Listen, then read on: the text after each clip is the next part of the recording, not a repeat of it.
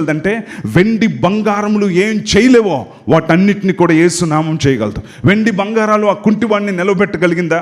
వెండి బంగారాలు ఆ వ్యక్తి జీవితంలో ఆనందాన్ని ఇవ్వగలిగిందా? వెండి బంగారాలు ఆ వ్యక్తిని దేవుని సన్నిధిలోకి ప్రవేశించగలిగేలా చేసిందా? అందుకే అంటున్నాడు, మా దగ్గర వెండి బంగారాలు లేవు, కానీ మా దగ్గర ఏదుందో అదే నీకు ఇస్తానని చెప్పి వారు అంటున్నారు, మా దగ్గర యేసు నామము ఉన్నది. ఈ రోజున మీ జీవితంలో యేసు నామము మీ దగ్గర ఉందన్న సంగతి మీకు తెలుసా? ఆ యేసు నామమును మనం వినియోగించినప్పుడు ఎలాంటి కార్యములు జరుగుతాయో మీకు తెలుసా? ఏ మనిషి వలన రక్షణ కలగదు, ఏ మనిషి వలన మనకు విడుదల కలగదన్న సంగతిని మనం తెలుసుకోవాలి. ఎన్నో సందర్భాలు చూస్తూ ఉంటాం మనము. అలా యేసు నామాన్ని వినియోగించినప్పుడు దేవుని యొక్క శక్తి విడుదలవుతుందన్న సంగతిని మనం తెలుసుకోవాలి. ఒక రోజున శ్రీకాకుళంలో వాక్యం చెప్తా ఉన్నాను. యెహోవా నా బలమా అని వాక్యం చెప్తా ఉంటే జనాల నుంచి ఒక ఆమె దయ్యం పట్టి ఓ అనుకుంటూ పరిగెత్తుకుంటూ స్టేజ్ మీదకి వచ్చేసింది. అందరూ చూస్తూ ఉన్నారు, ఏంటి ఇలా వచ్చేస్తుంది?